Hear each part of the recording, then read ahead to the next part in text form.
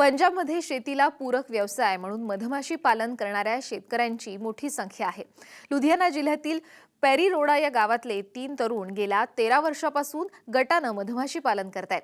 इंदर सिंग, गुरप्रीत सिंग, देवेंद्र सिंग या तिघांनी एकत्र येऊन 85 पेट्यांपासून सुरू केलेला मधमाशी पालनाचा व्यवसाय आज 6000 पेट्यांवर जाऊन पोहोचलेला आहे। हे तिघ तरुण आज मधमाशी पालनातून वार्षिक 6 कोटी रुपयांची उलाढाल करतायत, तर यातून प्रत्येकी वार्षिक 1 कोटी रुपयांचा नफा कमवत आहेत। लातूरचे मधमाशी पालक दिनकर पाटील यांच्याबरोबर आम्ही राजस्थानातल्या कोटा परिसरात फिरताना इंदर सिंग, गुरप्रीत सिंग यांची भेट घेतली। त्यांच्याकडून पंजाबी शेतकऱ्यांच्या मधमाशी पालनाकडे पाहण्याचा दृष्टिकोन जाणून घेण्यासाठी आपण कोटा जिल्ह्यातल्या शिवपुरी इथं जाणार आहोत।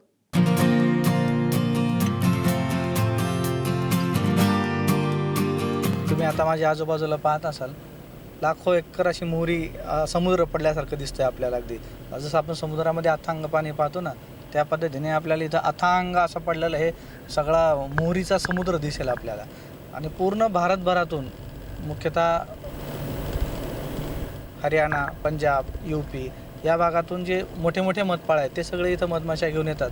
आणि जवळपास त्यांचा 50% टार्गेट जे आहे मध उत्पादनाचं ते याच भागामध्ये पूर्ण होतं। साधारणतः 2 ते 2.5 महिन्यापर्यंत इथं या मोहरीवर सगळे लोक हे काम करत असतात। इथं आपण झालावाड जिल्ह्यातनं निघालोय, हा 12 जिल्हा चालू आहे आता, आणि इथून पुढे आपण हा 12 जिल्हा क्रॉस करून पुढे कोटा जिल्ह्यामध्ये जाऊ आपण।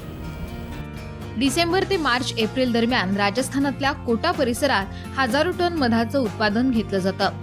यासाठी उत्तर भारतातले शेकडो मधमाशी पालक आपल्या मधपेट्या घेऊन या भागात येतात। इथं मोहरी, कोथिंबिरीच्या फुलांवर मध गोळा करायचं काम चालतं। या मधमाशी पाळ्यांमध्ये इंदर बी फार्मचे इंदर सिंग आणि गुरप्रीत सिंग देखील गेल्या 13 वर्षापासून मध संकलनासाठी येत आहेत। लुधियाना जिल्ह्यातल्या पेरीरोडा गावच्या इंदर सिंगांनी या व्यवसायाची 2000 साली सुरुवात केली होती। मैं पहले तो मान लो मैट्रिक तक पढ़ाई की, उसके बाद खेती बाड़ी करनी शुरू कर दी। 3-4 साल खेती बाड़ी में ट्राई किए, लेकिन खेती बाड़ी में इतना बेनिफिट नहीं था। तो हमारे फादर साहब ने पहले 2 डब्बे लिए 95 में यूनिवर्सिटी से, पंजाब यूनिवर्सिटी लुधियाना से। तो उसको धीरे धीरे मेरे फादर साहब बढ़ाते कि एक ही जगह रख के माइग्रेशन नहीं करते थे कहीं भी, तो मैं भी उनमें बैठ के धीरे धीरे सीखता गया। इंदर सिंग यांच्याकडे घरची जेमतेम 5 ते 6 एकर शेती आहे। या शेतीतून कुटुंबाची प्रगती होणार नाही हे लक्षात येताच त्यांनी व्यावसायिकदृष्ट्या मधमाशी पालनास सुरुवात केली। मेरे पास 123 डब्बे मैंने गंगानगर में कर लिए, तो मेरा मान लो खेती बाड़ी से ध्यान कम करके मैं इधर ही ध्यान देने लगा। उसके मैंने 100-125 से 200 कर लिया, 200-400 कर लिया, 1000 कर लिया। गाड़ी ले ली, गाड़ी लेके जब से मैंने गाड़ी ले ली तो गाड़ी ने काम बढ़ा दिया। उतना ही मान लो फैलते गए, मेरे साथ वर्कर नए नए जुड़ते गए। जितने मेरे पास वर्कर थे पहले, जो खेती बाड़ी वालों के साथ घरों में बिहारी काम करते थे, वो मेरे पास रहने लग गए, क्योंकि मेरे काम में अपने मर्जी से बनाओ खाओ, और वो मेरे से सीखते गए कि क्या चीज़ है। तो ऐसे मेरे मान लो अकेला तो बंदा कुछ नहीं कर सकता जितनी देर वर्कर ना हो, तो सभी के सहयोग से हम लोग आगे बढ़ते गए। और मेन बढ़ने की हमारी मान लीजिए, देख लीजिए, ईमानदारी, और इसको अपने परिवार का मान लो सदस्य मान के बंदा जो काम करता है तो कामयाब हो जाता है। इंदर सिंग यांनी पहिल्यांदा गुंतवलेलं भांडवल 2 ते 3 महिन्यात परत मिळालं। मग त्यांचा आत्मविश्वास वाढत गेला। धीरे धीरे अपने को, आप जानते हैं, लालसा बढ़ गई। यहाँ बिजनेस बहुत बढ़िया है, और खेती से हट के, ठीक है, खेती तो बंदे कहीं भी रहे चलती रहती है, लेकिन ये साइड बिजनेस की वजह से क्या शुरू किया था तो मेन बिजनेस बन गया। पहले साल से 2 महीने लगाए। मान लो ऐसा है, अगर खेती में मैं 7 एकड़ की खेती करता था, उस टाइम 7 एकड़ की खेती अगर बंदा करता है तो कम से कम ज़्यादा नहीं, पूरे साल में 1.5 लाख रुपये बचता था उसमें। तो मैंने वहाँ पे जब 2-2.5 महीने रुका, इसी में मेरे को 2-2.5 महीने में 1 लाख रुपया बच गया। तो मैंने अपने आप ही, मेरा इंटरेस्ट बढ़ गया इसमें। तो धीरे धीरे मैं बीच में बैठ के सीखता गया। वो वहाँ गंगानगर मक्खी लगाई, गंगानगर से मैं पंजाब चला गया, पंजाब से मैं वापसी, पंजाब से सफ़ेदा लगता है पंजाब में, उसके बाद जंगल होता है, जंगल पे ले जाते हैं, बाहर के दिन होते हैं मार्च अप्रैल में, वहाँ माल निकाला। मान लो मेरे को फिर खेती में ध्यान कम कर दिया, और इसी चीज़ में ध्यान लगा लिया पूरा। इंदर यांनी सुरू केलेल्या व्यवसायाला त्यांच्याच गावातल्या गुरप्रीत आणि देवेंद्र सिंग यांनी मदत करायला सुरुवात झाली आणि मधमाशी पालनानं मोठा आकार घेतला। ये पहले इंद्री से करता था 2000 से, मान लो हम आए हैं 2003 में से, हम दोस्त ही हैं, तो तीनों मिलके इस क्षेत्र में थोड़ा हमने ज्यादा इसको बढ़ा लिया। एक आदमी से इतना ज्यादा नहीं आगे चलता, अलग अलग काम अलग अलग देखे जाते हैं। पहले बक्सा कम था और उसके बाद हम तीनों मिल गए तो हमने 5-6 हजार बक्सा कर दिया। ये मतलब मिलने से इसका ये फायदा। इंदर सिंग आणि गुरप्रीत सिंग हे दोघे पण तसे अल्पभूधारक शेतकरी, त्यामुळे मधमाशी पालनासारख्या शेतीपूरक व्यवसायातूनच मोठी प्रगती साधण्याचा त्यांनी निर्धार केलाय। मान लो 2003 में मैं जैसे काम करता गया, ये मेरा गुरप्रीत दोस्त है, हम लोग इकट्ठे ही पहले पढ़ाई करते थे। पढ़ते पढ़ते चलो मैंने काम शुरू कर लिया, मैंने कहा यार तू भी आ जा, इसको भी मैंने 2003 में साथ में मिला लिया। पर ये भी आ गया, एक मेरा और देवेंद्र सिंह है वो भी है, हम लोग तीनों इकट्ठे हो गए। मान लो तीनों को ऐसा है, एक बंदा आ गया, एक चला गया, एक फार्मों पे आ गया, कोई चला गया, ऐसे आना जाना लगा रहता है, क्यों फार्म तो सदा ही बाहर होते हैं। तो ऐसे चलता चलता हमारा मान लीजिए जैसे जैसे बक्सा बढ़ता गया, हमारा तजर्बा बढ़ता गया, प्रोडक्शन बढ़ती गई, ठीक है। और नए नए एरियो का पता चलता गया। जैसे पहले मैं गंगानगर लगाता था, गंगानगर में मान लो काफ़ी ज़्यादा वहाँ पे सर्दी पड़ती है, वहाँ पे माल रुक जाता है। इस एरिया में मैं कोटा आने लगा, कोटा में सर्दी कम पड़ती है, जहाँ पे माल की प्रोडक्शन बढ़ती गई। जैसे एक बॉक्स में से अगर सही हिसाब से लगे तो एक साल में ज़्यादा से ज़्यादा 50 किलो माल निकल जाता है। एक बॉक्स में से 50 किलो माल निकल जाता है साल भर में। क्या हम लोग माइग्रेशन करते हैं, इधर तो माइग्रेशन होते हैं। कभी आजकल यहाँ है, यहाँ से हम लोग मान लो सरसों का फूल खत्म होगा, फिर हम लोग धनिया का फूल लगाएंगे, इस एरिया में लग जाएगा। धनिया के बाद हम पंजाब जाएंगे, पंजाब में वहाँ पे सफ़ेदा होता है तो थोड़ी बहुत सरसों भी हो जाती है। वो उसका फूल खत्म होता है, उसके बाद हम लोग जाते हैं मान लो जम्मू चले जाते हैं। जम्मू में जंगल होता है काफ़ी, वहाँ लगाते हैं। जंगल वहाँ पे गर्मी बढ़ती है, फिर हम कश्मीर चले जाते हैं ऊपर श्रीनगर, तो वहाँ पे रहते हैं 1.5-2 महीने। एक तो गर्मी में बच जाते हैं, तो दूसरा मान लो कुछ ना कुछ माल मिल जाता है। मधमाशी पालनासाठी पेटी घेतल्यानंतर ती पेटी अवघ्या 2 ते 3 महिन्यात तिच्या किमती एवढा मध देते। शहद की प्रोडक्शन इसमें 2-2.5 महीने में ही जितने का बॉक्स होता है वो फ्री हो जाता है। जितने का बॉक्स होता है वो फ्री हो जाता है। अपने जितने की कीमत का बॉक्स है उतना माल निकाल के एक बॉक्स है उससे 1.5 हो जाता है। मतलब 100 बॉक्स लिया, 150 बॉक्स का लिया, और जितने का 100 बॉक्स लिया था उतने का माल निकाल लिया। इतना हो जाता है 2-2.5 महीने में। एक हफ्ते में ज़्यादा नहीं, 700-800 टीन भर देता हूँ मैं।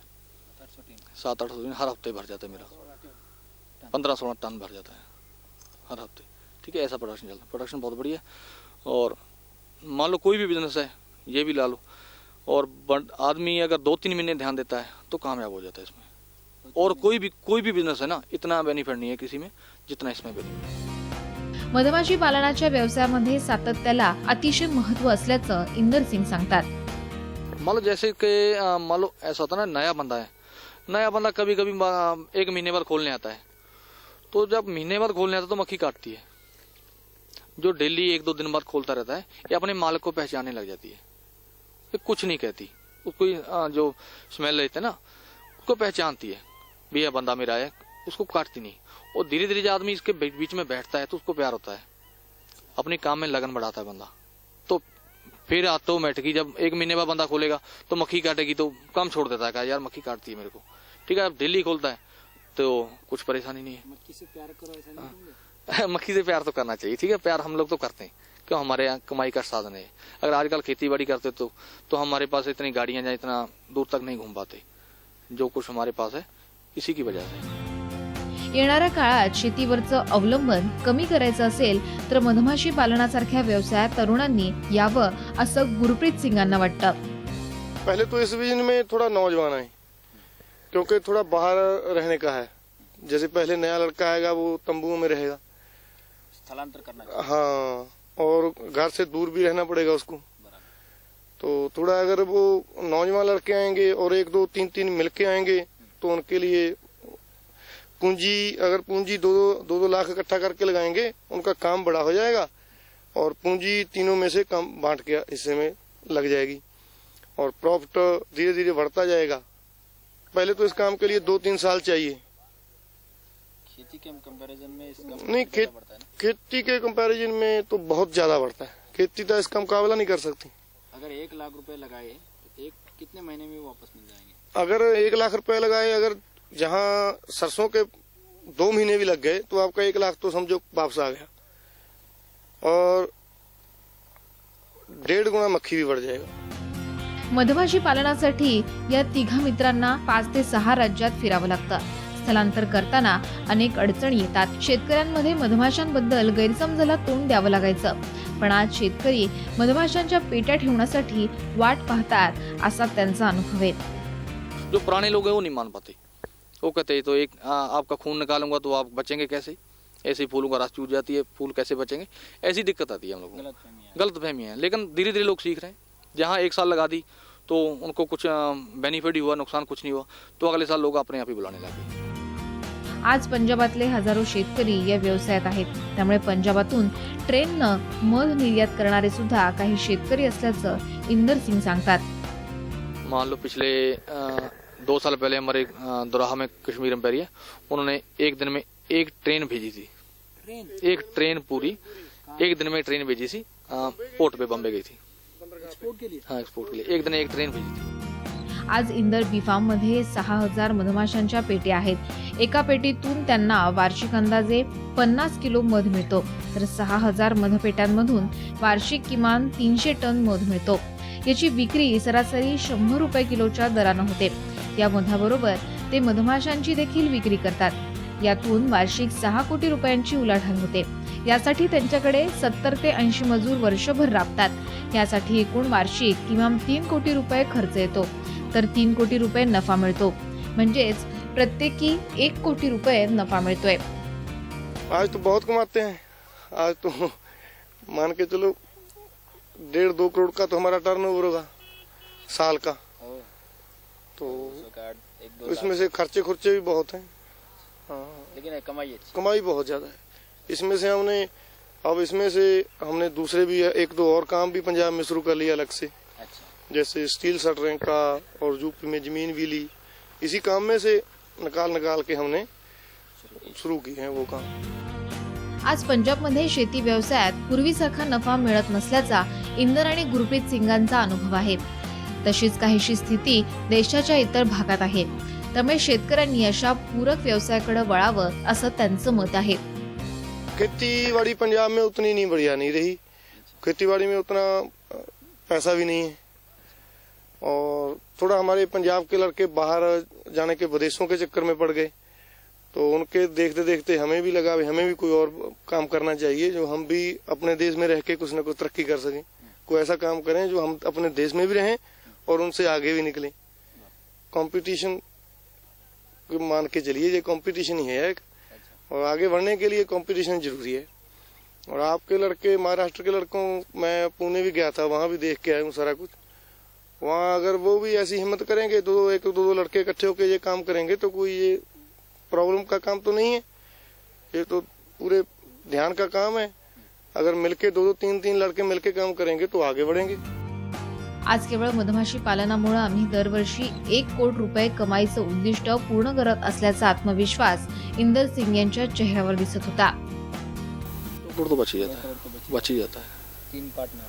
3 पार्टनर. कहाँ 2-4 एकड़ 1.5-2 लाख रुपया और कहाँ 2 करोड़. हाँ, किस्मत के सौदे हैं. पंजाब, हरियाणा आणि उत्तर प्रदेशातल्या शेतकऱ्यांप्रमाणे महाराष्ट्रात मधमाशी पालन वाढणं गरजेचं आहे. यामुळे हजारो तरुणांना रोजगार मिळेल. शिवाय महाराष्ट्रातल्या पिकांना परागी भवनासाठी मधमाशा मिळतील.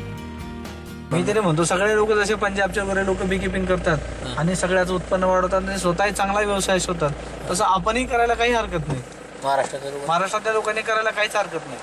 अंदाजे तुमचा काय आहे, किती करोडची इंडस्ट्री आहे पंजाबाची? बापरे, ही हजारो करोडची इंडस्ट्री आहे. हे अगदी म्हणजे लाखात असं म्हणताच येणार नाही आपल्याला.